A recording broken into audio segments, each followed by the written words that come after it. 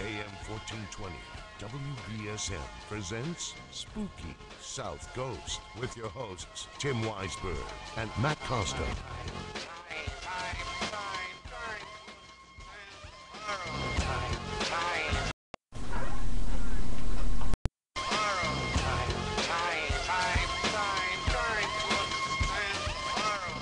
Good evening and welcome to Spooky South Coast. Tim Weisberg here, along with the silent assassin Matt Costa.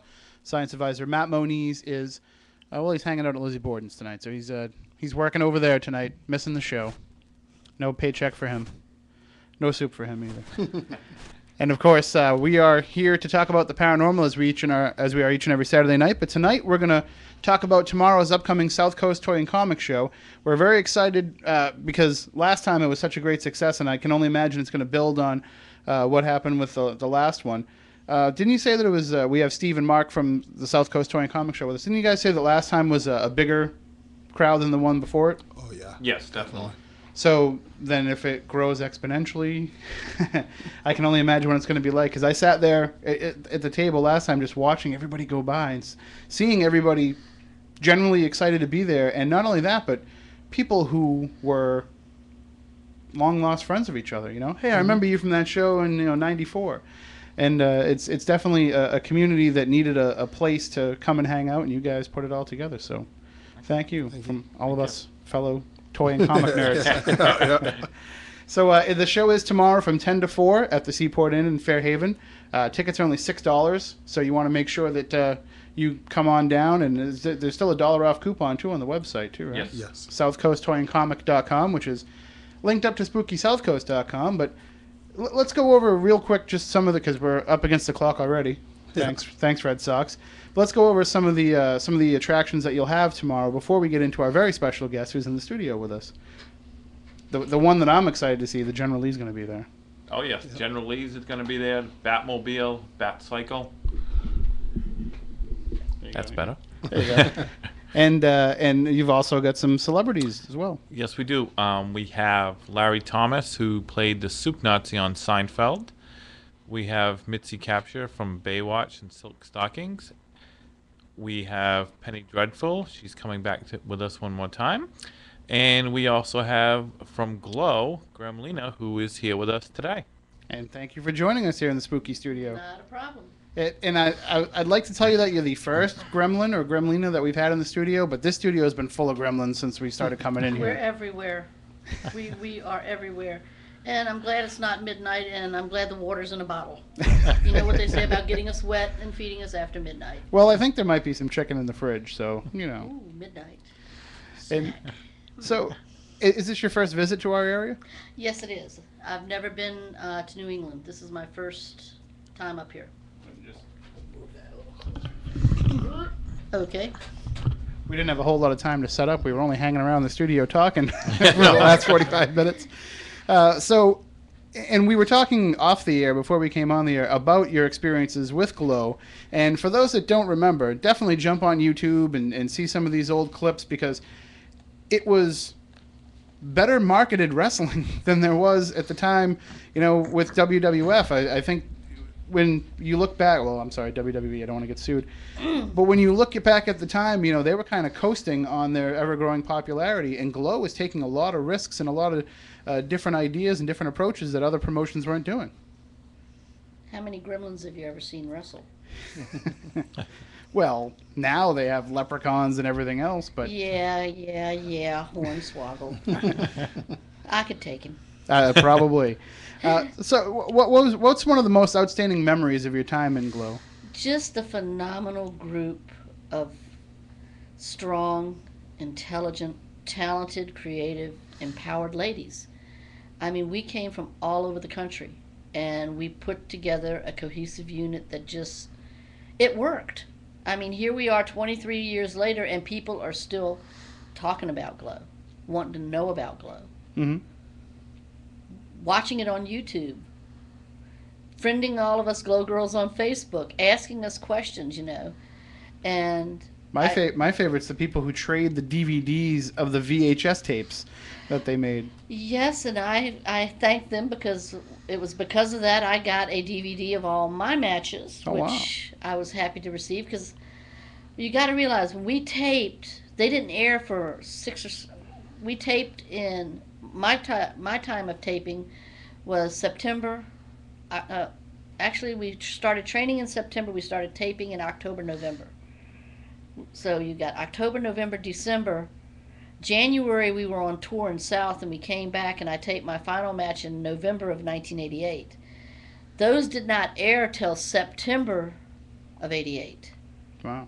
So, because it took time for the production, they had to film the skits, do the cleanup, do the editing. So a lot of it I didn't get to see because I was traveling and doing other things, and I'd gotten out of Glow at the time.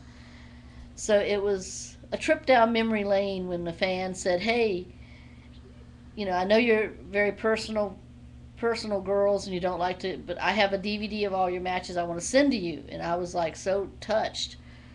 And it brought back some fond memories watching it. It was good times. Well, was Glow the end of your experiences in wrestling, in the ring in wrestling? No. Actually, I did one match outside of Glow in Virginia, where I'm from, for the Virginia Championship Wrestling Association. This was back in 91, 92. And I did one match for that federation because they had a young lady they wanted to get ring experience and give her start and push. And I just happened to be in the area. You know how we gremlins just pop up. And seeing that I'm from under a rock, it was easy to find a rock to crawl out of. But I wasn't Gremlina then. I was a different character. But I was still a bad girl, so. And currently, I am starting to work with and enjoying a good relationship with Vanguard Championship Wrestling in Virginia. And to all the Glow fans and Gremlina fans out there, you may be seeing me return to the ring real soon. Oh. More to come. Follow me on my Facebook page, but it's looking like I might be causing havoc at ringside again. Very nice. Well, you mentioned playing the bad guy role or the heel, as they say in wrestling, and that's got to be so much more fun than being a good guy. Well, I can't speak for the good girls because the ladies I worked with, I applaud all of them, good, bad, indifferent, because they all worked their buttocks off. We lived together. We sweated together. We bled together. We felt each other's hurts when we were injured. We went to the emergency room when people got hurt. So it's hard to say, but from my experience, yeah, bad girls rock. we had our fun, and it is fun because you can get out there and you can just sort of get in the fans' faces and just sort of have a ball. There's nothing like being booed by 50 or 60 people or more. You know that you're over, too, as a heel when, the babyface will come out and throw out their T-shirt or throw out their water bottle and everybody tries to grab it. But when you throw something out and then they throw it back, that's when you know you're over. Well, I knew I was over when I saw my matches on tape, when I heard the color commentator. Some of the comments he made and the reaction that the audience had to it, I was like, yeah, you did your job. Because he would say stuff like, the little maggot, he called me the evil dwarf. He said I gave Freddy Krueger nightmares. Whoa, that's a great line. But you know what? I met Robert Englund, and he hasn't had a nightmare. I'm sure he sleeps very well. I think my favorite line from the ring announcer was, in Gremlina's fairy tales, the dragon always wins. That's great stuff. Yeah, and like I said, the reaction of the crowd, you kind of know you're over. And you really know you're over when they're trying to take your whip out of your hand. That takes guts. Well, it was different in your time. It was different because that fourth wall hadn't been broken down yet. And, I don't want to throw out wrestling terms because we're all wrestling fans and and people that are somewhat knowledgeable about the business, so we don't want to start getting into it. But basically, I don't know if people realize this or not, but wrestling isn't fake. It's not fake. Everybody that says that, you don't know what you're talking about. If you want to ask a Glow girl if it's fake, one of our Glow girls had 13 operations on her collarbone. 2 of our girls, myself as one, blew their knee out. It was infamous back in the 80s. The injury to Susie Spirit's elbow, which was repeatedly shown. Sweethearts, that was real. Susie really did get hurt. We had people dislocate their shoulders, get concussions, get contusions, knees out, rotator cuffs, ACLs. If you want to call it fake, I challenge anyone to go to a wrestling school near them and get in a ring for 5 minutes and get slammed. Take a hit on that mat. You know, that's all it'll take you to figure out, is it fake? But at the same time, though, how hard was it to keep up that appearance, to keep up the idea that you were your character, and to kind of live that heel role whenever you came in contact with the fans? Well, obviously you hear me talking now. It was really difficult because, as we were discussing before we went on air, the producer and director was very much stay in character. Well, it's kind of hard to talk like this all the time and shriek and go, yep, when you actually sound like this. I mean, I would come out of a show, because we usually tape 3 or 4 matches per night, per girl. I mean, I did 3 matches a night, other girls did 3 matches a night. I mean, we were taping from 6:30, 7 o'clock in the evening till 11:30, 12 o'clock at night. Wow. I mean, we had to get every show we could in the can. And when you're doing what I just did for hours and having to be heard 5, 10 rows back, I would walk out of there with no voice by the end of the night and then have to get up and do my rap. And then go in Monday and have to start all over. So by the next week, my voice was back and I had to ruin it all again. But it's hard because I remember my last match. This little 8-year-old girl. I was back. I got dumped in a trash can my last match. I figured if I'm going out with a bang. So Gremlina got trashed, literally. And I came back out of the dressing room to watch the show. And I was standing in the backstage area. This little 8-year-old girl was in tears. And it was so hard because she was going, Mommy, I don't want Gremlina to go. I like Gremlina. And she was so tore up. She goes, did Gremlina get hurt being thrown in the... And I looked at the producer and went, screw this. And I walked up and I said, honey, I'm okay. I said, you don't have to worry about me. I'm okay. And she just looked wide-eyed. And I'm like, yes, I'm talking to you normal. I said, I'm okay. Don't cry. And she calmed down. But that was just shocking to know that it affected, you know, this evil screeching, jumping up and down, pounding, beating on people. And this little kid was crying because she thought I got hurt. And at those times, that's hard to stay in character. Oh, that was about the same age I was when. And by the way, I just want to point this out, Steve Mark, that we're 2 for 2 getting the guest to scream when you guys are on the show. But when I was about 8 or 9 years old, my dad took me to some matches up at the Garden, and that's when Macho Man was with Sherry, and oh God, full out heel, and so we ran into them in the hallway because they used to have to walk in that little section of the hallway before they went into the back, and my dad brought me up there, and I was yelling at Sherry. I was like, "You're up." You know, using every word that I shouldn't have been using. And Macho Man got right up in my face and said, "Oh, you don't talk to a lady like that." Need a little excitement? Snap it to a Slim Jim. So, but we were also talking off the air, and we've got about 10 minutes left. So if anybody does want to call in and ask some questions for Gremlina, you can give us a call at 508-996-0500. 1-877-996-1420. But we got to keep calls limited to just this topic because we are up against the clock. Thanks again, Red Sox. That was a spring training game too, by the way. It doesn't count for anything. It's not wrestling. It's not a real sport. I'm sorry. There you go. There you go. But we were talking a little bit off the air too about how today you do this.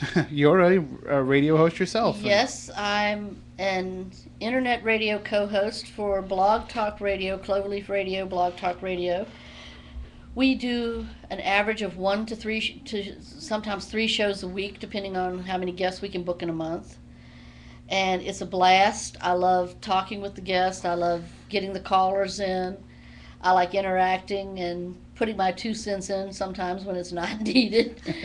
And I like throwing curveballs because I've asked male wrestlers, well, what did you think of Glow? I mean, I put them on the spot. What did you think of Glow?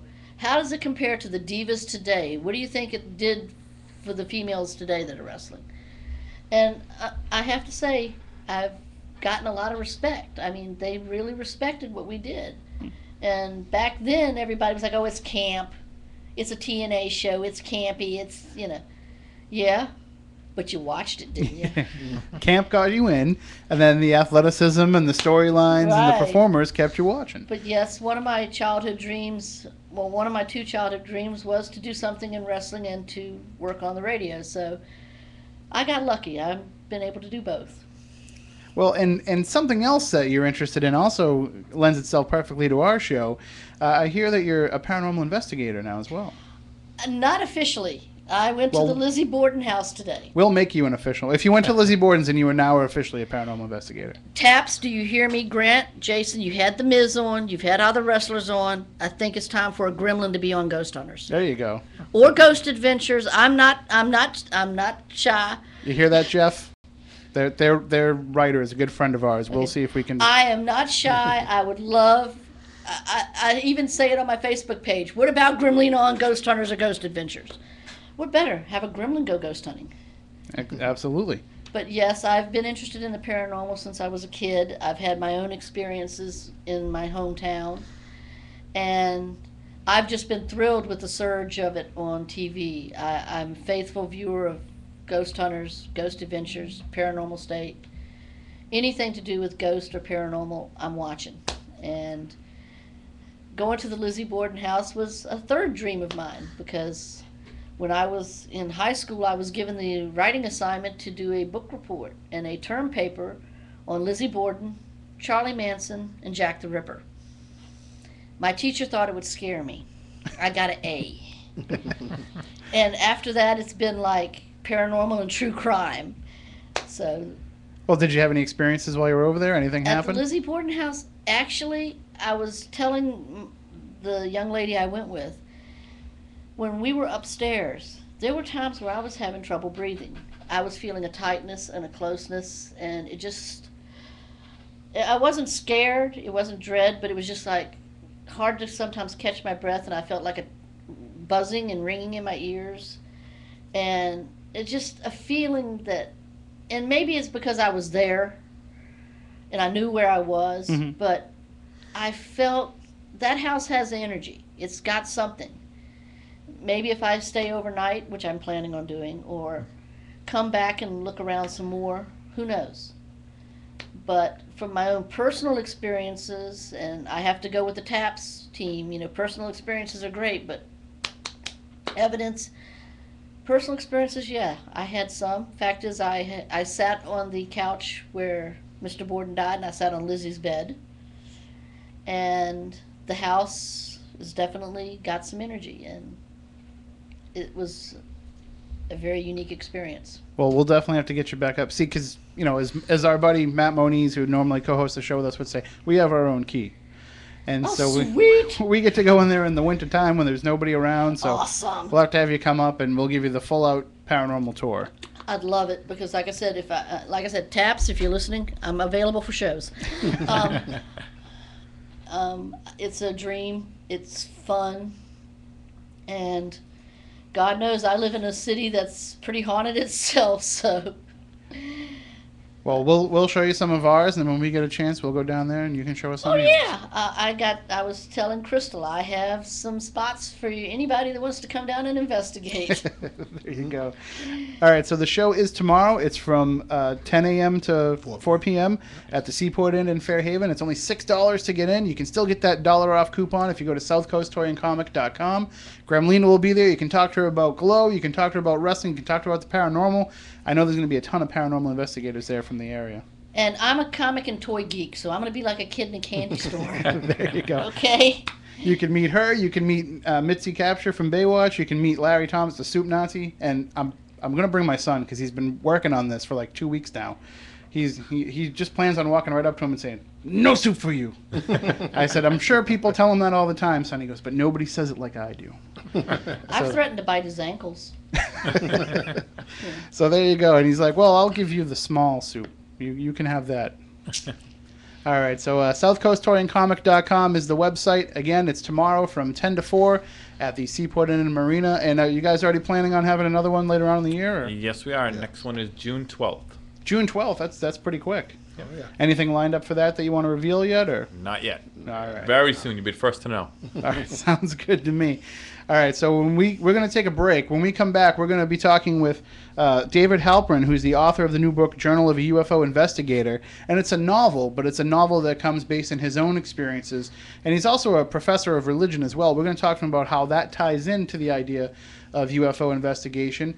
We've got some friends out in the field this weekend who are really doing a whole bunch of stuff, and time is going to keep us from checking in with them all. But we want to say hi to Tom D'Agostino and the Johnsons and everybody down at the Haunted Mansion in Gardner, the Haunted Victorian Mansion in Gardner. Again, we mentioned Matt Moniz is somewhere over at Lizzie Borden's house. If you didn't see him, he's probably hanging out in the basement. I can always go axe him. Yeah, go right ahead. And we also want to say hi to John Brightman, who's been down at Phenomenology down there in Gettysburg, and he's been broadcasting on Spooky TV as well. And some of his interviews are actually up there on the Spooky TV on-demand page. If you go to SpookySouthcoast.com/SpookyTV, and then you click on the actual Ustream window, it'll bring up our Ustream page, and you can see some of the archive videos. He talked with Debbie and Mark Constantino, Chris Stedman, Rosemary Ellen Guiley, John Zaffis. So there's a number of good interviews from down there. Thank you, John, for doing that. And that's something that we're going to be doing with Spooky TV. We're going to be able to take it out into the field and out to some of these conventions as well. So be sure to check that out. And who knows, you're an internet radio, an internet broadcasting pro. We've got plenty of programming to fill on Spooky TV. Maybe you can do a paranormal show for us. I'm easy to find. There you go. I crawled out, as my fans say, wow, when you crawled out from under your rock this time, you came out for good. Yeah. And if you ever need anybody that can actually wrestle a match, investigator versus investigator, I nominate Moniz. Okay. Sounds like a plan. Put him through a table. You want him hurt? Please. Because remember, I carry a whip and chain. Yeah, but he likes that. Then it's no fun. It is for him. If they like it, it's no fun for me. All right. Well, we'll be right back after a quick break for the news. And when we come back, like I said, we will have David Halperin, author of Journal of a UFO Investigator. So stay tuned for that. And be sure to join in the discussion as well in the chat room on Spooky TV at SpookySouthcoast.com. And you can also call in 508-996-0500, 1-877-996-1420, or email us spookycrew@SpookySouthcoast.com. And we'll be right back with more of Spooky South Coast.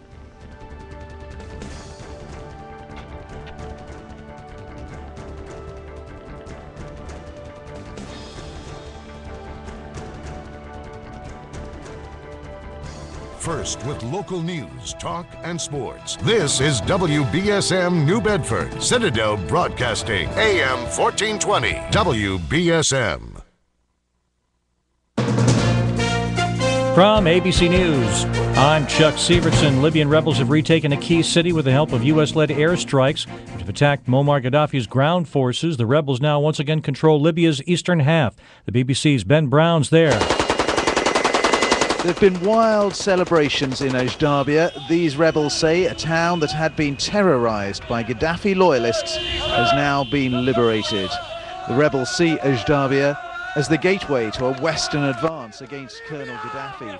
A public relations counterattack is underway by the White House for the Libyan operation, says ABC's Jake Tapper in Washington. The White House says they didn't have an opportunity to truly build public support for this or even congressional support, so you've been hearing choruses of criticism from Democrats and Republicans alike on Capitol Hill. And of course, in a recent Gallup poll, there was only 47% support among the public for this military operation. People just don't know exactly why we're there. And so you see Secretaries Gates and Clinton out there, and you'll hear from President Obama Monday evening. As demonstrations like this one nationwide in Syria continue, there have been more killings of anti-government protesters by Syrian security forces, reported by officials there. That's a continuing huge demonstration by 250,000 people in London's Trafalgar Square. A crowd that was peaceful is protesting deep cuts in government spending for public services. Police have been in scuffles with small groups. There have been more than 200 arrests. Geraldine Ferraro is being remembered as a pioneer, the first woman to run on a major party presidential ticket for vice president in 1984. Ferraro's died at 75 after a long battle with blood cancer. Fellow Democrat Senator Barbara Mikulski of Maryland on Ferraro's milestone. We knew if you could go for vice president, you could go for anything you wanted or could do. Ferraro had been a district attorney and then a congresswoman from New York when she was nominated back in 1984. You're listening to ABC News.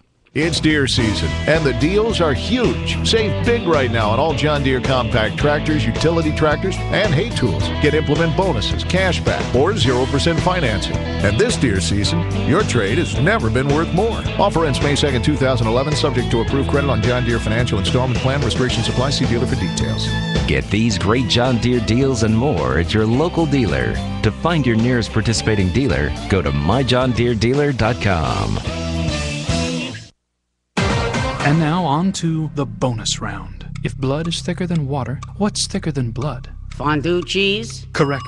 Never look a gift horse in the mouth. Why not? Gingivitis. Correct.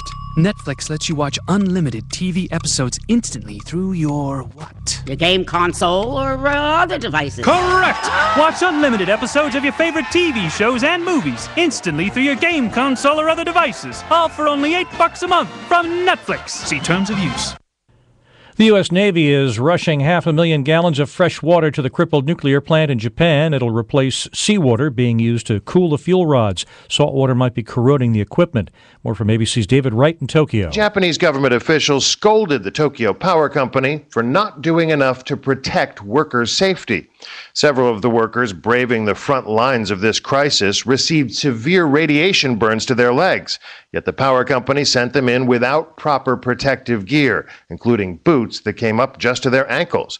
The power company apologized. If we had given the employees a heads up, we would have been able to avoid their exposure to the radiation, an official said. We regret our lack of communication. Tonight's Powerball jackpot has grown to at least $125 million. The single winning ticket in last night's $319 million Mega Millions jackpot was sold in Albany, New York, at a place called Colson's News Center, which Steve Hutchins owns. He was skiing in Vermont when his son phoned him about it. He said, "You haven't heard." And I said, "No, I haven't. What should I have heard?" He said, "Your store sold the Mega Million winning ticket." And if I hadn't been strapped into the chairlift, I might have fallen off of it. The identity of the winning ticket holder is still a mystery. Hutchins gets a sort of a jackpot of his own, a $10,000 bonus from the lottery. This is ABC News. Mortgages should be illegal because you're getting robbed every month. With a typical $200,000 30-year mortgage, you'll end up paying over $400,000 after interest. Hi, I'm John Commuta, creator of the Transforming Debt into Wealth system. My proven system can eliminate your mortgage and all your debts. Let me send you a powerful free CD. For your free CD, call 1-800-618-4001. 1-800-618-4001. 1-800-618-4001. Chuck Sievertson, ABC News. My name is Sue Smith. I'm 38 years old, and I work at a graphic design company, which is funny, because I couldn't even draw a stick figure when I was a kid. But I met someone who told me, you know what? You can do anything if you really want to. And if the teenage me were here, she'd tell you, I wouldn't be into drawing and art if it wasn't for big brothers, big sisters. Most kids from my neighborhood don't get into art. They get into trouble. But I was lucky because my big sister showed me early on that I didn't have to be like most people. And to the young me, that meant a lot. My big sister's name is Sheila, and Sheila is the reason that this 8-year-old grows up to have an amazing job as a graphic designer. Whether you donate money or time, you're helping Big Brothers Big Sisters help a child. And that can last a lifetime. Start something today at bigbrothersbigsisters.org. Brought to you by Big Brothers Big Sisters and the Ad Council.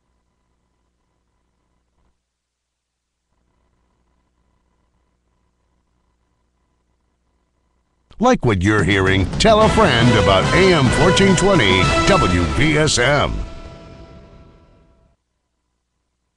Become a WBSM Facebook fan. Log on to WBSM.com, keyword Facebook.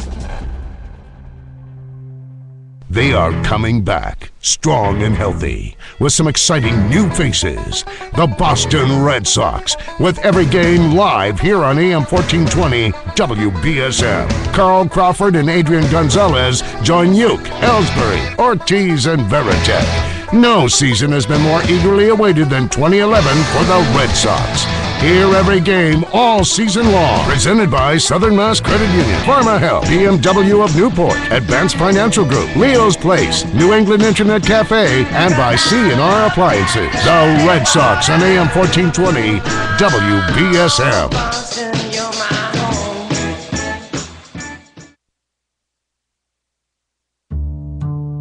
Before his injury, John Bennett was a career soldier. While serving in Iraq, he was shot by a sniper. Stepped out, turned back towards the Humvee, and as soon as I did, I got hit.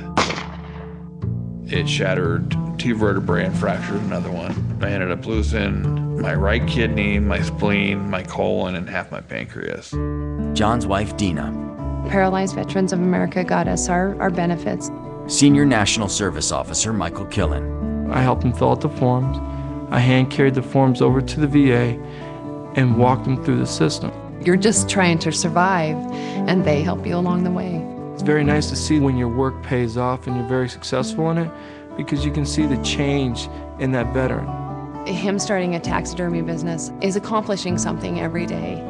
I'm glad to be back to work. To learn more about Paralyzed Veterans of America, visit pva.org, a public service of Paralyzed Veterans of America. The WBSM Mobile Text Club can make your busy life so much easier and so much more fun.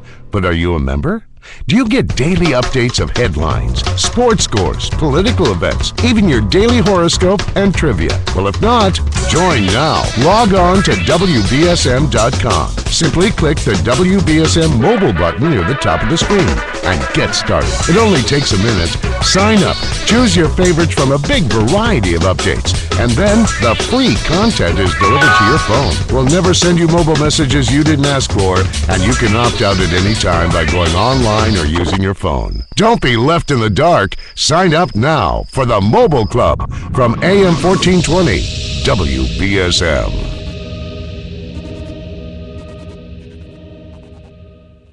In the next minute, 156 people will be added to Earth's population. But overpopulation is not just a numbers game.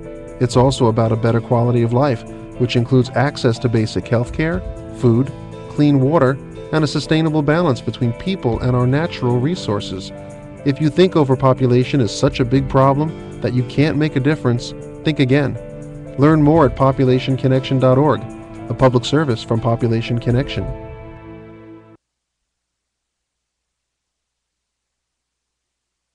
This heavyweight bout is about to begin. The challenger wears white trunks with a blue stripe, and the champ is wearing, looks like an examination gown from the doctor's office. And from the back, we can... Ooh, that's not pretty. Champ, what's with the crazy getup? I've got to take care of my family. Yeah, so? Well, when you love your family, you got to go in and get those important medical screenings. A lot of potentially deadly diseases can be treated if you catch them in time. So you wear the examination gown because... Because I'm a real man. Real men take care of their families and get those tests. Real men wear gowns. Okay, champ, good luck. Here we go. The champ's not wasting any time. It's over. This fight is over. Champ, you barely broke a sweat. Any words for your fans out there? Remember, go to ahrq.gov for a list of the tests they need to get and when to get them. What was that web address again? ahrq.gov. And remember, real men wear gowns. Go to ahrq.gov. This message brought to you by the U.S. Department of Health and Human Services, AHRQ, and the Ad Council.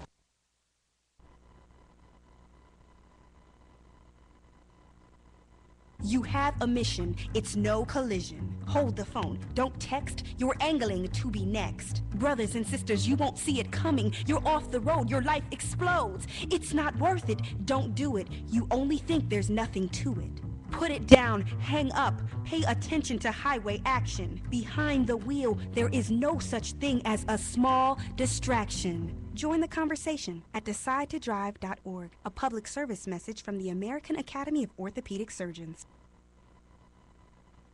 My name is Tom Thornton. And my name is Cindy Thornton. We're retired, and this is how we live united. We decided to volunteer with United Way at our community free health clinic. United Way is how we contribute, because we know our time and money are going to the right places. Judging by the thank yous we get at the clinic, I'd say we're doing the right thing with our retirement, too.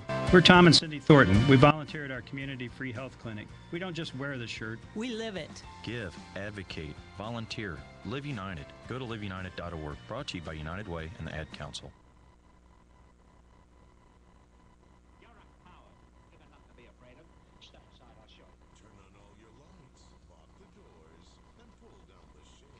Spooky Southcoast is back. Oh my! Oh, woe is me!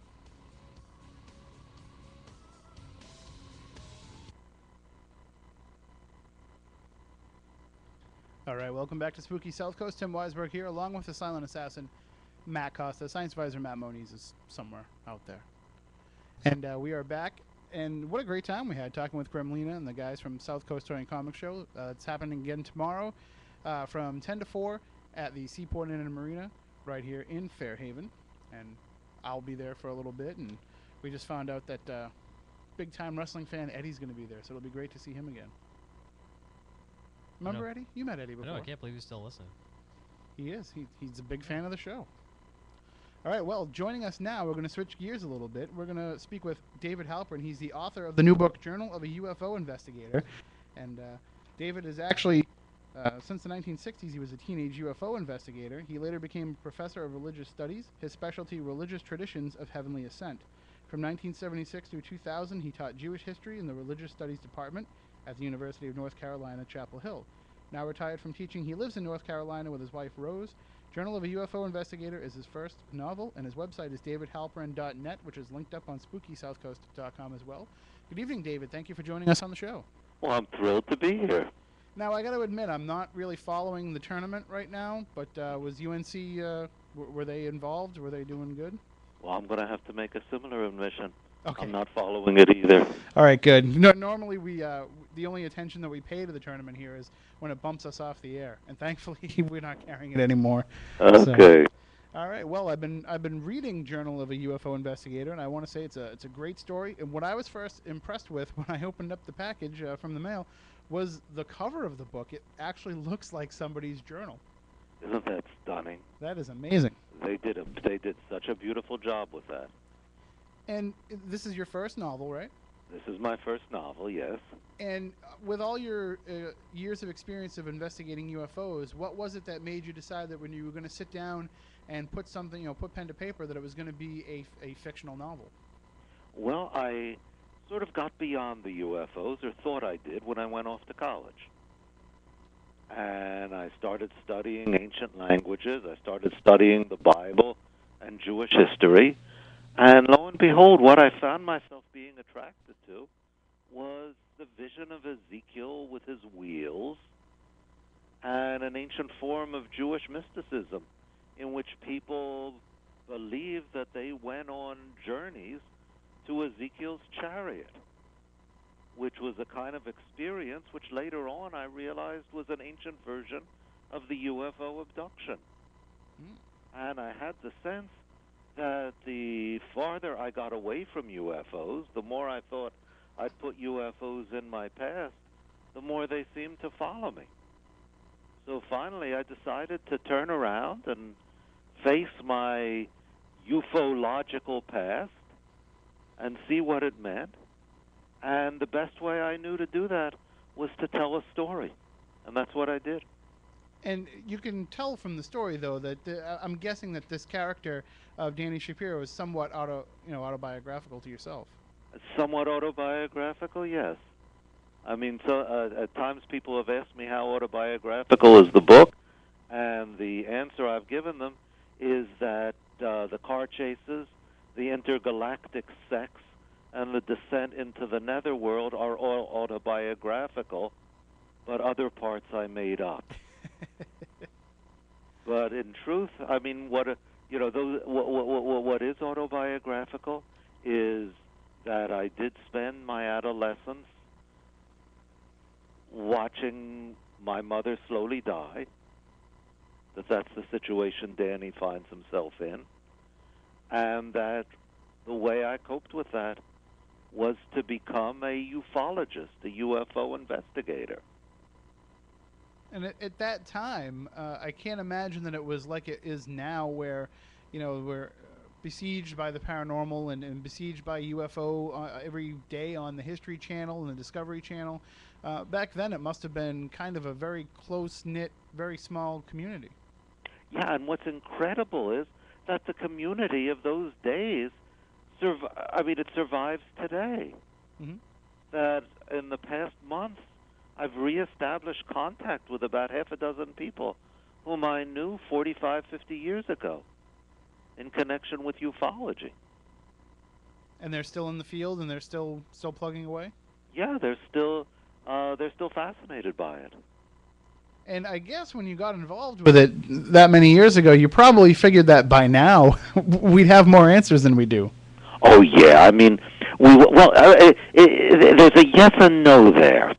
We were all predicting that within a year and a half, 2 years at most, the UFOs would reveal themselves and all of human history would be changed. Mm-hmm. And the world would be transformed. And if you were like me, you believed that we were probably going to be invaded. Except that I don't know that we really believed that. I mean, I still went ahead and thought about applying to college and taking my standard exams and that kind of thing. So I think there was a belief, but which I guess we really did believe, but at some level, I don't think we did. Am I making sense here? Oh, absolutely.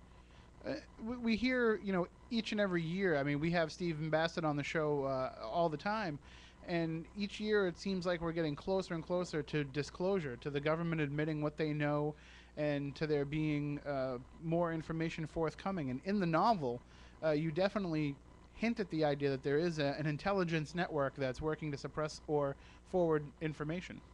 Yeah. I mean, that's part of that's part of the apparatus of the novel, which rests in the mythology of UFOs of the 1950s and 1960s. You know, the whole thing, the Men in Black in their pre-Hollywood form. Mm-hmm. That they're usually it's a trio, 3 men in black, who visit those who've discovered or come close to discovering the truth about UFOs and terrorize them into silence. And that was part of the mythology of the times, and that's what I drew upon for the novel. Well, what's fascinating too is the character of Danny seems to go through a period where he's trying to learn more about religion and try to learn more about the Bible and why. Yeah.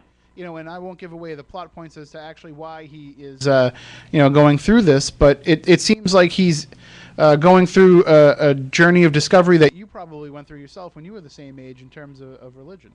Absolutely, which is how I became a professor of religious studies. So it's an interesting jump, I think, for someone who investigates UFOs and looks at this greater intelligence to start analyzing the greatest intelligence. I mean, it seems like you might have been willing to look into areas that other ufologists might not have been. A lot of them kind of shut out the idea of religion and any possibility of crossover. Yeah, I think partly because UFOs serve part of the function of a religion. How so? Well, I think at bottom they're about death. And I think there was a Unitarian minister who died a couple of years ago, Forrest Church, who said that what religion is our response to the dual reality that we're alive and we know we're going to die. And I think that at bottom, UFOs are about that ultimate alienness, the death that's a part of me, that's born with me, that grows with me, and yet is the most alien thing that I can try to conceive. Well, I understand the idea, though, that, people do need to have the belief in a greater being, and they need to have a belief that, there's something greater than just what we experience here on this earth.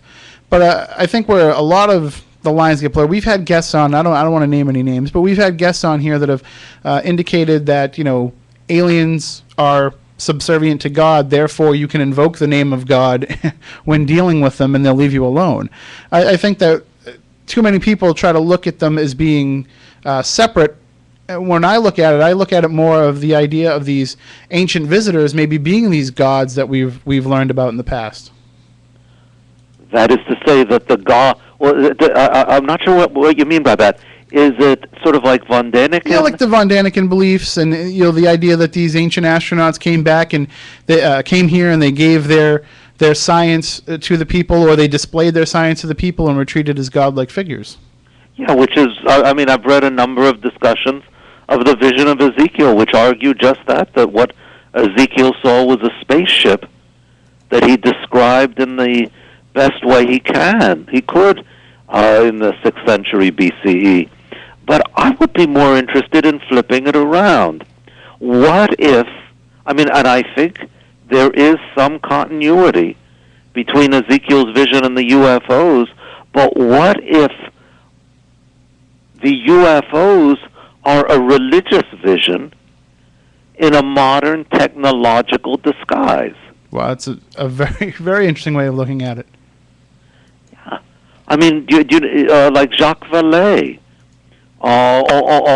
almost 40 years ago, more than 40 years ago, he pointed out that UFOs have a lot in common with myths about fairies and elves. Mm-hmm. And he might have deduced from that UFOs don't exist any more than fairies and elves do, but he took a very different tack, and I think a much more interesting one, which is that there's some phenomenon outside our regular range of experience, which different cultures experience and translate into the realities of their own culture. We live in an age with flying machines and spaceships, so that whatever we experience, we translate into technology.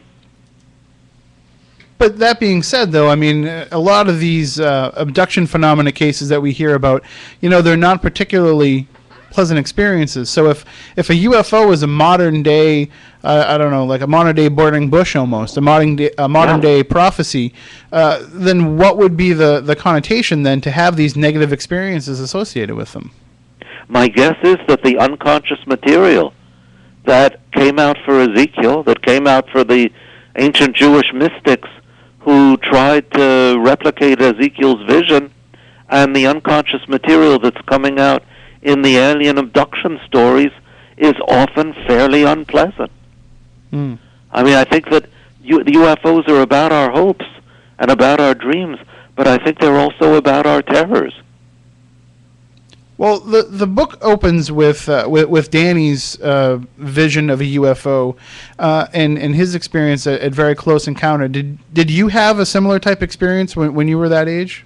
No, but I had this idea, and I remember that at age 13, I was absolutely sure that I could look up into the heavens and I would see a luminous red disk blazing its way across the skies.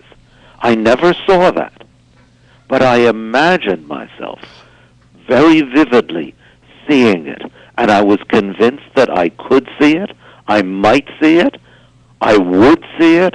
It was there for me to see. Mm-hmm. So that, what would you call it, that fantasy, that imagining, that expectation was what I drew on in writing the first chapter. So for you, it was the faith in the existence of UFOs then was similar to the faith of someone who believes that, God is there. I don't have to see him. I don't have to, interact with him one-on-one. I just know that he's there. And for you, it was a similar type of faith. I think so. And I would go a step further and say that the reason why we believe is that in some way that belief mirrors something which we know to be true from our experience, and we don't have any other way to say it. Well, in your research and in your years of studying religion, and especially, the Jewish religion, are there a lot of these, you mentioned Ezekiel, but are a lot of these instances where you look back and you say, hey, what they're describing there could have been one of these UFO encounters if they truly are beings from another planet? This could have been an instance where that happened. Well, I wouldn't put it that way. I mean, I wouldn't put it that they're from another planet, because I don't really think UFOs have anything to do with life on other planets. Okay. I think they're about us, and they're about our terrors, and about our hopes, and particularly about our confronting the end of our existence. So yeah, I keep running into things when I study religious traditions that seem to me to be under the skin related to modern UFOs, but not at all that they're misinterpreted spacecraft. I think it's probably truer to say that when we see UFOs or talk about UFOs, they're misinterpreted angels, than to say that angels are misinterpreted spacecraft. I think both are false statements, but I think the angels are probably closer to the reality. See, and I think we're talking about some of what UFO scientists, and I hate using air quotes, but I'm doing that. And Matt Moniz would kill me if he was here, our co-host, who's been studying UFOs for 30 years. But I think a lot of these, especially the modern-day ufologists, would totally dismiss the idea that a UFO is just basically a mythological thing. It's basically the reflection, like you're saying, of our fears. It's the modern, I don't want to say boogeyman, but the modern, object lesson for us.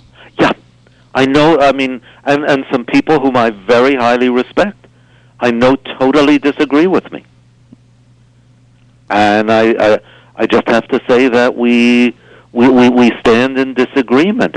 The only thing I would insist on, and I would hope none of your listeners misunderstand me, is that when I say that UFOs are a myth, which I think they are, I don't mean by myth, I don't mean bunk, hooey, nonsense, the usual things that people attach to the word myth. I use it much more the way Carl Jung did, that this is something tremendously important that leads us into the deepest places of the human soul and may tell us more about reality than any science ever could.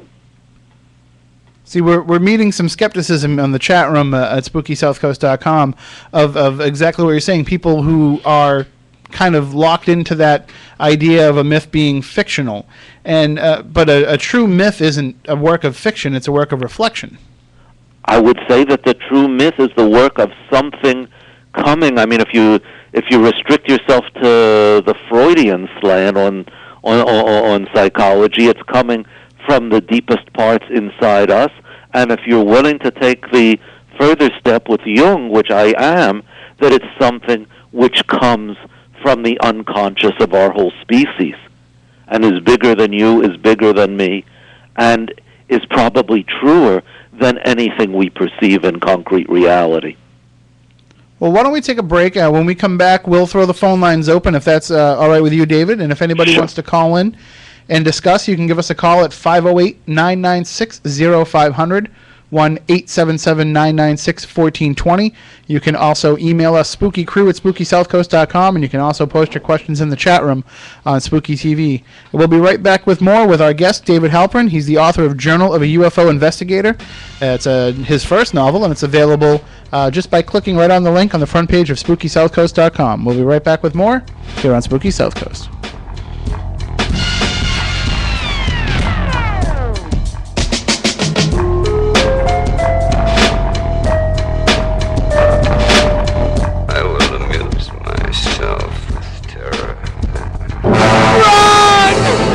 Yourself! It's coming! Frankie, what's wrong with you?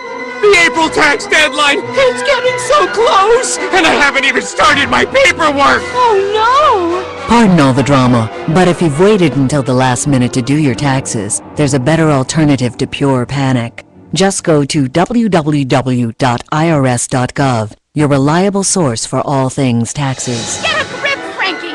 We'll figure it out. But the forms! The math! It's terrifying! That's www.irs.gov,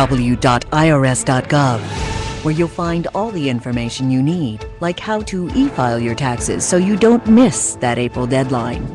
All the forms are there too, including the 4868, the one you need to file for an extension.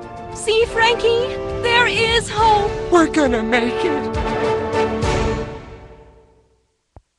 When I first decided to go back, I was a little scared because I was older. Jared didn't know how to get the money he needed for college. Then he found out about federal student aid and the FAFSA. When I first had the news that I received money, I ran downstairs and I showed my mother, and she was happy, so she started crying. Need help planning and paying for college? Learn more at college.gov. My name is Jared, and this is my story. Welcome to today's lottery drawing. And today's winning numbers are not yours, not yours, and another number that's not yours. And the final number is not yours. When it comes to having money, don't rely on luck. Brew your own coffee at home instead of buying that latte. Brown bag it to work instead of ordering it. Go to feedthepig.org for more free ideas on how to save. Feedthepig.org. This message brought to you by the American Institute of Certified Public Accountants and the Ad Council. If you know the symptoms and get the facts, you'll know the signs of a heart attack. Women, listen to me, and when I'm done, if it sounds familiar, call 911. Pain in your neck, chest, arms or jaw, shortness of breath. Please tell us more. Cold sweats and nausea, tiredness. It's time to take it serious. Back pain, stomach pain, shortness of breath. Cold sweats, nausea, dizziness. If you know the symptoms and heed the signs, you'll be around for a long, long time. Women, listen to me, and when I'm done, if any sound familiar, call 911. Learn a song that could save your life. Get a free download at womenshealth.gov/heart attack. Women, listen to me, and when I'm done, if any sound familiar, call 911. If any sound familiar, call 911. A message from the U.S. Department of Health and Human Services. 911. In the next minute, 156 people will be added to Earth's population. But overpopulation is not just a numbers game. It's also about a better quality of life, which includes access to basic health care, food, clean water, and a sustainable balance between people and our natural resources. If you think overpopulation is such a big problem that you can't make a difference, think again. Learn more at populationconnection.org, a public service from Population Connection. They are coming back, strong and healthy, with some exciting new faces. The Boston Red Sox, with every game live here on AM 1420 WBSM. Carl Crawford and Adrian Gonzalez join Uke, Ellsbury, Ortiz, and Veritek. No season has been more eagerly awaited than 2011 for the Red Sox. Hear every game all season long. Presented by Southcoast Hospital Group, Tarkiln Hill Car Wash, Belton, New England, Executive Mitsubishi, A&A Jewelers, and by Quality Oil. The Red Sox on AM 1420 WBSM. Beaming from the studios of AM 1420 WBSM into the night and beyond. Here's more of Spooky Southcoast. Well, the news of the songs have been flying around. I'm the only one that's seen it on the ground. First thing I seen when I saw it land, the cats jumped out and they formed the band. I saw the rock and roll. All right, welcome back to Spooky Southcoast. Tim Weisberg here, along with the silent assassin, Matt Costa. Science advisor Matt Moniz is out in the field, and we are talking with author David Halperin. His new book, his first book, is Journal of a UFO Investigator, and it's set in the turbulent times of the 1960s. And one of the questions that popped up in the chat room, David, was if Danny's see, it's definitely autobiographical. As if Danny's approach to ufology and his studying of the science would be any different had he lived in 2011 as opposed to the 60s. Boy, now that is a really good question. I don't know that he would have gone into ufology. I don't know that that would have been an option for him today. From what I understand, that teen ufology network that I was able to make myself a part of, and that Danny also does, although that isn't described explicitly in the novel, that I don't think that exists today. I don't know what a kid who's under the kind of pressures Danny was under would do in 2011. But that is a really good question. Well, I mean, part of the part of the story as you're reading the novel, it's not just about the UFOs and the society that Danny joins, but it's more about how it reflects himself personally and the struggles that he goes through in his own life. And we were talking a little bit in the first segment about the idea of UFOs being a embodiment of that mythology, of that way of looking inward at yourself. And it's still, we're meeting a lot of skepticism here, and I'm trying to get some of the people in the chat room to actually call in, and you can do so at 1-877-996-1420 or 508-996-0500, because what they're saying is, with your beliefs in what UFOs are, how can you discount the physical evidence that's been garnered over the years? Okay, I have become the sort of person which, when I was Danny's age, I found absolutely infuriating. And that's the dogmatic skeptic. The person who can't explain every UFO sighting, but who works on the assumption that it's pretty unlikely that any of them is something genuinely beyond the explanatory power of science. Okay. Okay, and I'm aware that there's a certain dogmatism involved there.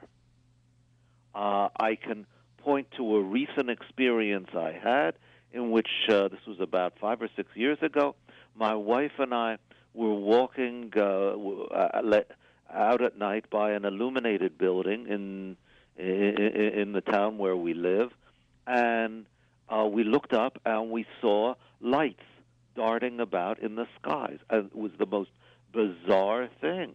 I didn't know what the heck that was. And after a minute, my wife said, "They're birds."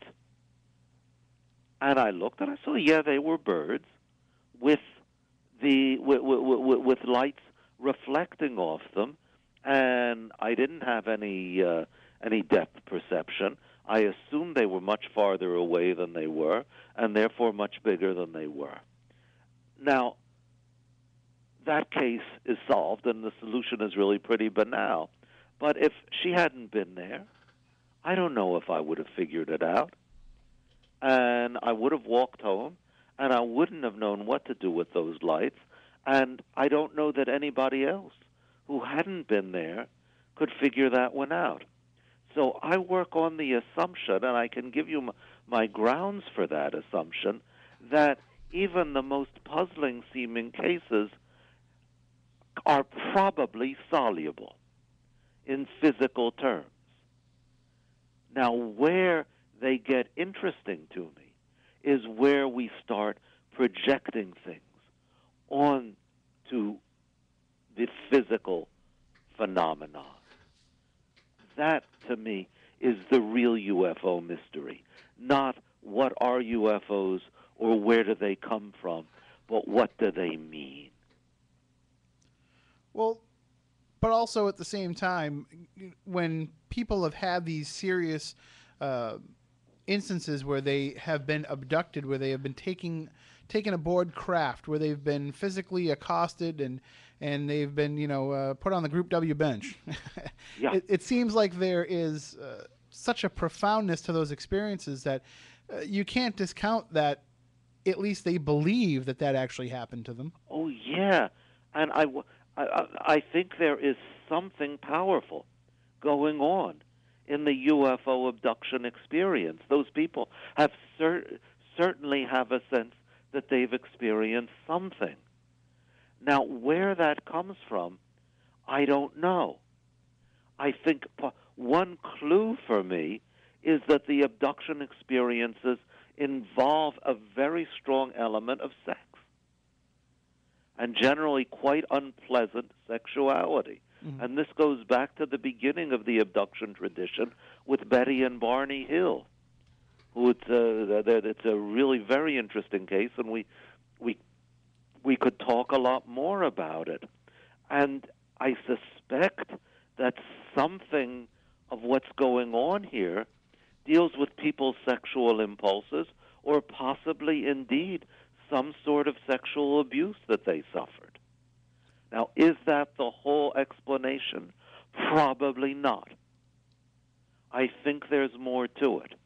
But I would look, and I guess call this dogmatic if you like, but it seems to me that the way we need to look is in terms of the experiencers and not of a phenomenon beyond them that they experience, unless you want to call, which I think you could very possibly, the collective unconscious a phenomenon beyond them. And you make a little bit of a reference to this in the book, but I've been thinking over the past few years as I've learned more about this topic through the course of the show and through my own studying. I almost see a lot of this abduction phenomena as being the modernized version of the incubus and the succubus tales. You know, yeah, I think they have a lot. I certainly think there's a connection with that. To me, well, I spoke to you. I spoke about this form of Jewish mysticism. It's called Merkava mysticism, and what it seems to involve is people feeling themselves journeying toward the chariot that Ezekiel saw. Merkava is the Hebrew word for chariot. And at times you have very close parallels, like that what people experience, what the Merkava mystics experience as the most terrifying part of the experience, is the enormous eyes of the creatures they encounter. Mm-hmm. And when you look at the abduction stories, the eyes are all over the place. I mean, you get that on the cover of Whitley Strieber's Communion from 1987, those huge, bizarre, pupilless eyes. And those crop up in these mystical texts it's from also 1,500 years ago. It's the only paperback book that I've ever purchased and then intentionally ripped the front cover off of because I didn't want to see that on my bookshelf. Yes. And, I mean, there's lots of stories. People see that cover and they begin to remember their own experiences. So that there's something about that face on the communion cover that evokes something deep within many people who see it. And I'm fascinated every Halloween that I go into the stores, and what do you see in the Halloween menagerie? You got ghosts, goblins, witches, spiders, vampires. I mean, to belong to the club, you have to be at least a few hundred years old, with one exception, and that's the UFO alien. Well, I think too that when you look back and you see the people, the experiencers, the abductees that you're talking about, and if you dig into that, you know, you hear a lot of these connotations of exactly what you're talking about.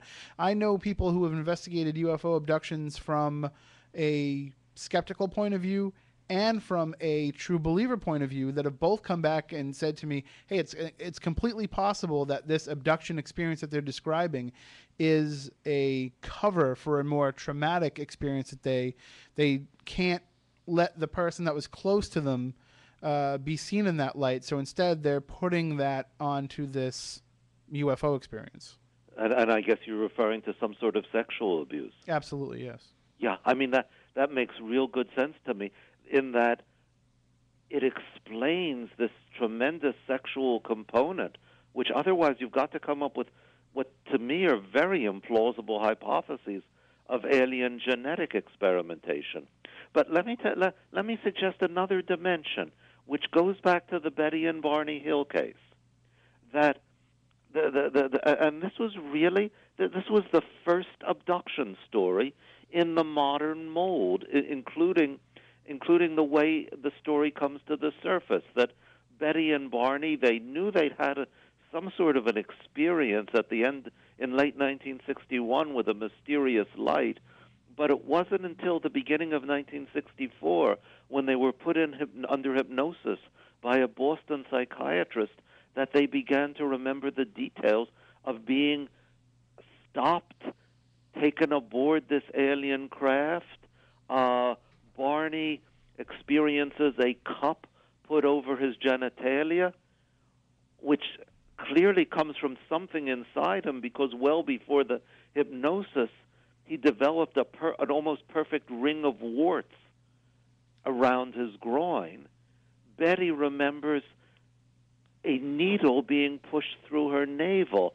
Now, the piece of information that many people know, but many also don't know, is that this was a mixed-race couple. Mm-hmm.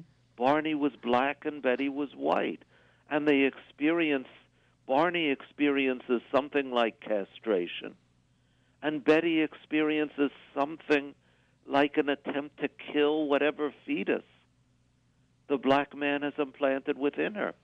This has been pointed out by some other people, but I would carry it one step further. If I try to imagine how Barney Hill's ancestors came to this country, I would imagine they were abducted in the middle of the night and carried off to a waiting ship.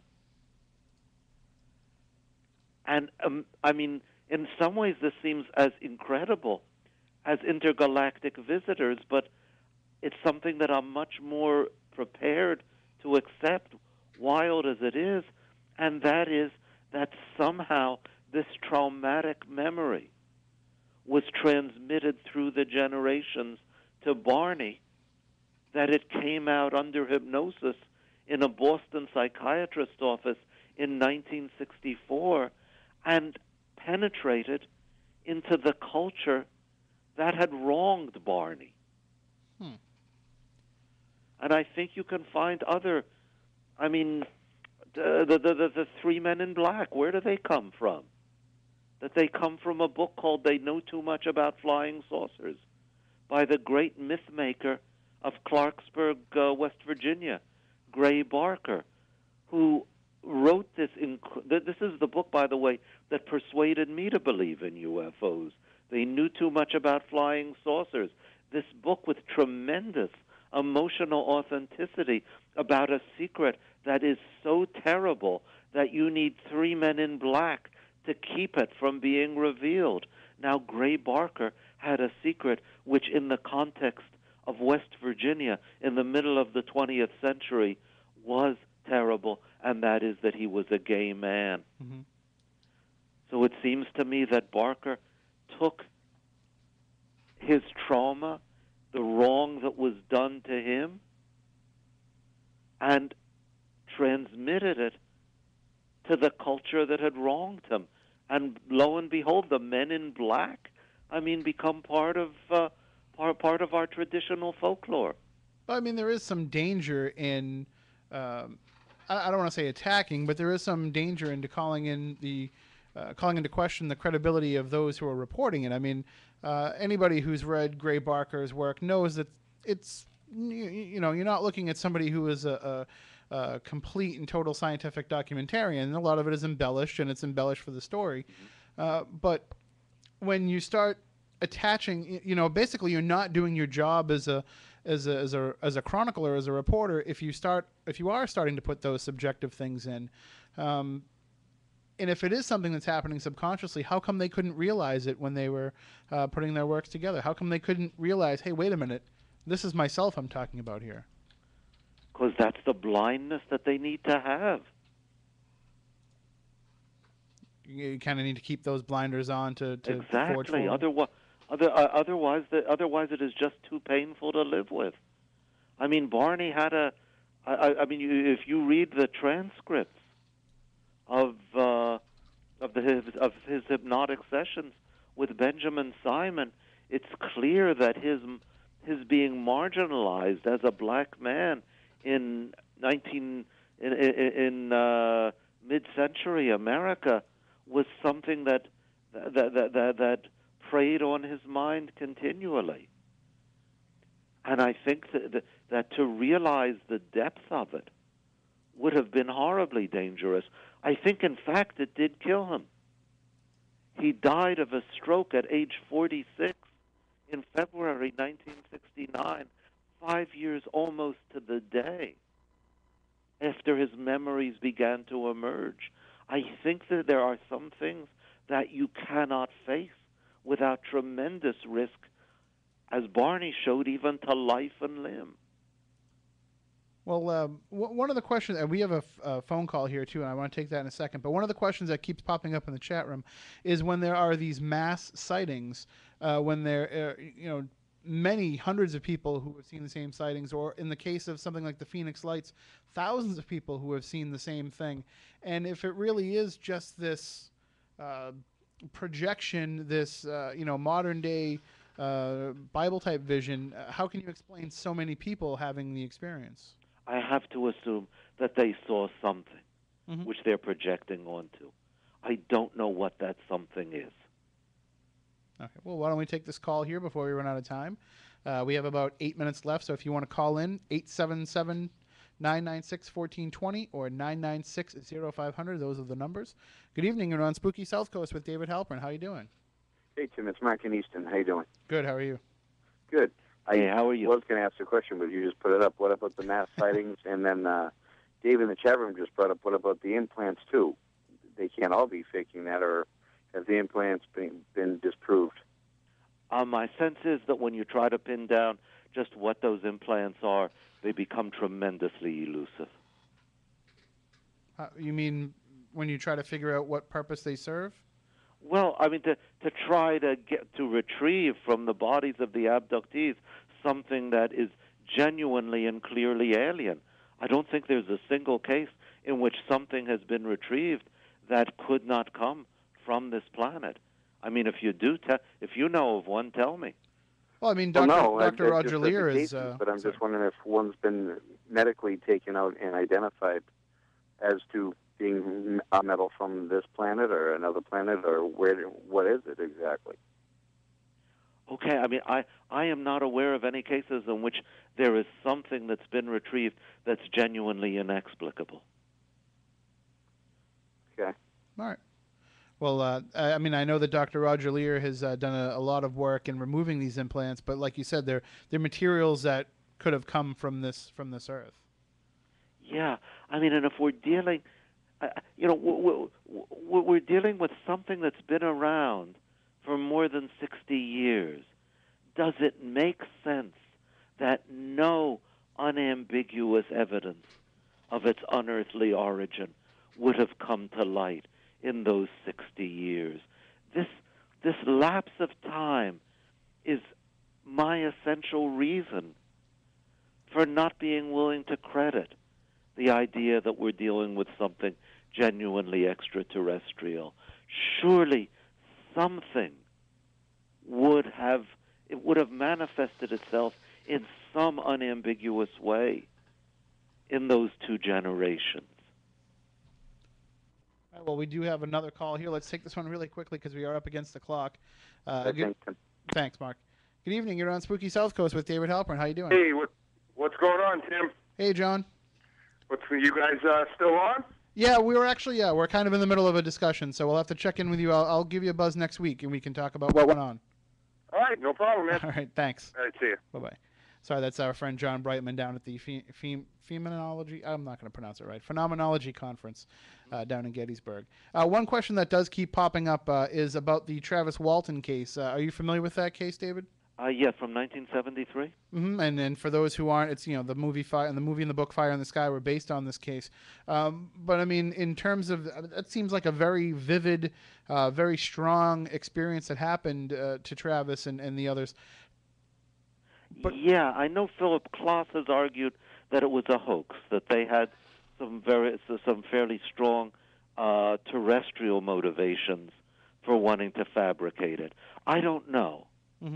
And by and large, when we're dealing with the abductions, I'm willing to credit that the experience is a genuine experience. And I think that's what a lot of the people who are questioning this are losing sight of, that, you're not saying that they don't have this experience. You're just doubting that it's from these extraterrestrials that are coming from another planet. Yeah. I mean, inner space, to me, is every bit as mysterious and baffling as outer space. I mean, we have the most incredible unexplored worlds just inside us. And that's just us as individuals, even if you don't accept the Jungian view that we all plug in to something that's deeper and wider.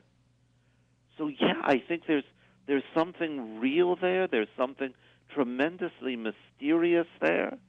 It's just that I think when we look into the sky and into outer space, we're looking in the wrong direction, that UFOs come from inner space, not from outer. Well, the book is called Journal of a UFO Investigator. David Halperin is the author. It's his first novel, but if you can keep creating characters as interesting as some of these characters, I see a long and prosperous career ahead of you in that field. Well, thank you so much, and thank you for having me here. All right. You have a great night, and hopefully we'll talk again sometime in the future. Well, thank you so much. Have a great evening. Take care. Bye-bye. That is David Halperin. You can go to his website, davidhalperin.net. It's also linked up on the main page of SpookySouthcoast.com as well.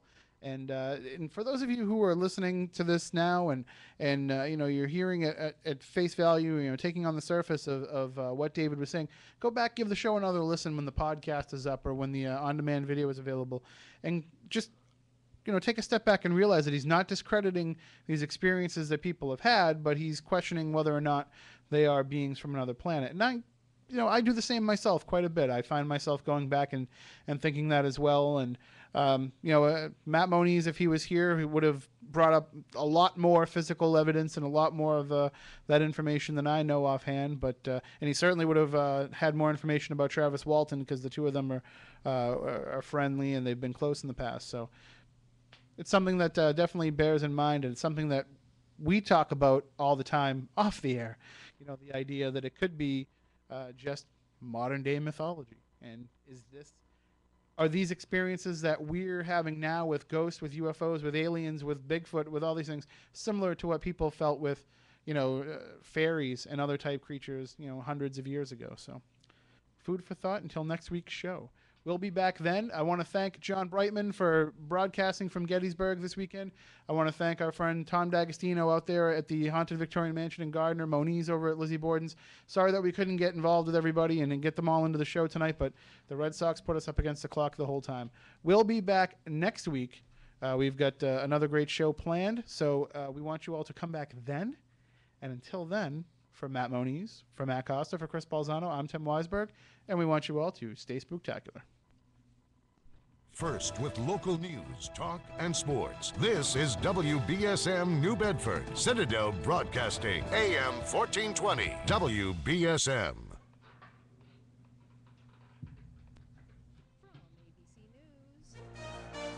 I'm Hillary Barsky.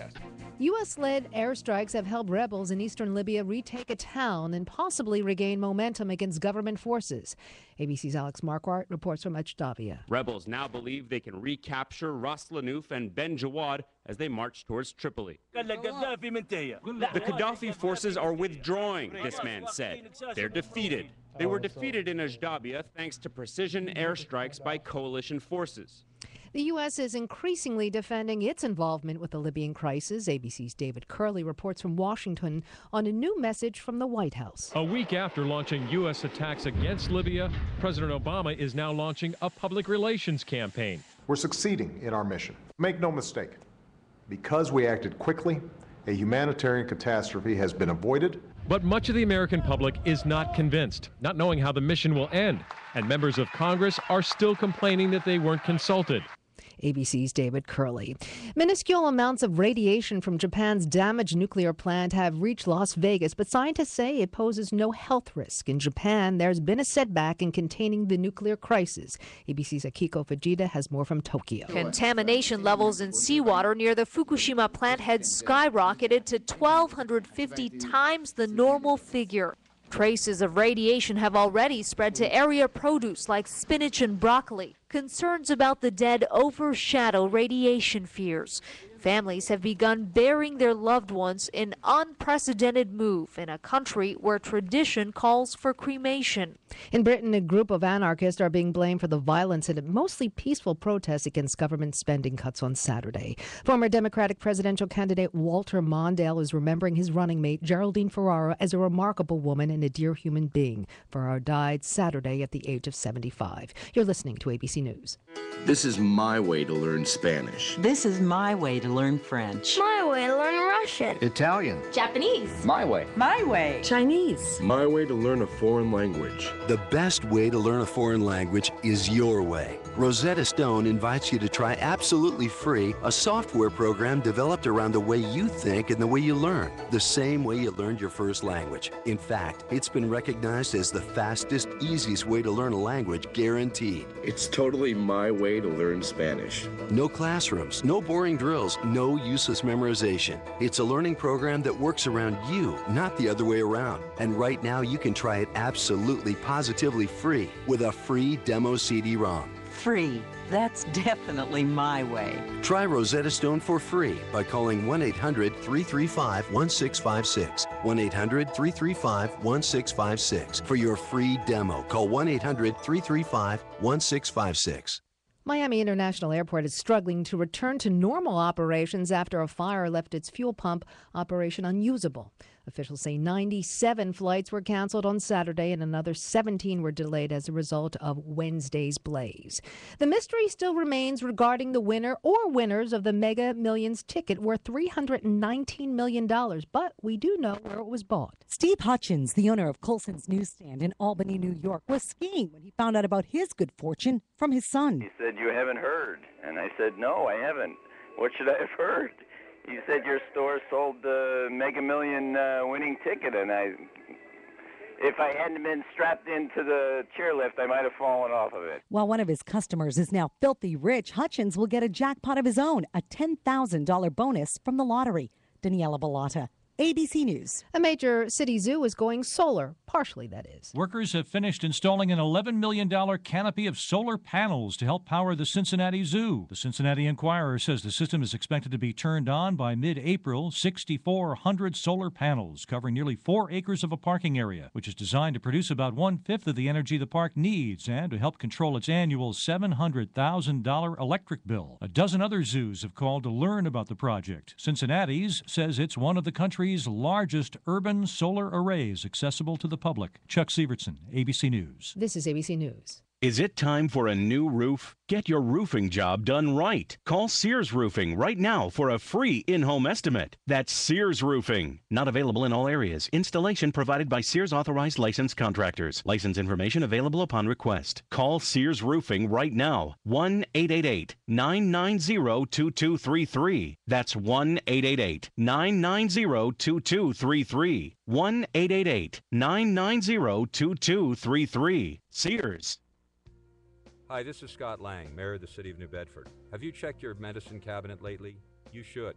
Every day, more than 2,500 teenagers abuse prescription medication for the first time.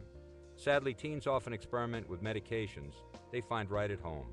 Many young people think it's safer to misuse prescription medications than illegal street drugs, but that simply is not true. Prescription medications can be beneficial when used under a doctor's supervision, but misusing medications can lead to addiction, overdose, and even death. Fortunately, there are steps you can take to help protect your children. Keep track of your medications. Encourage friends and relatives to safeguard medications in their homes. And consult your pharmacist about disposing of medications you no longer need. Remember, prescription drug abuse is still drug abuse. If you don't want your children to abuse prescription medications, don't give them the opportunity. A community service of New Bedford, the Partnership for a Drug-Free America, and the U.S. Conference of Mayors. To learn more, go to drugfree.org. You have a mission. It's no collision. Hold the phone. Don't text. You're angling to be next. Brothers and sisters, you won't see it coming. You're off the road. Your life explodes. It's not worth it. Don't do it. You only think there's nothing to it. Put it down. Hang up. Pay attention to highway action. Behind the wheel, there is no such thing as a small distraction. Join the conversation at decidetodrive.org, a public service message from the American Academy of Orthopedic Surgeons. Acushnet, Fairhaven, Dartmouth, and New Bedford. We've got you covered. AM 1420 WBSM.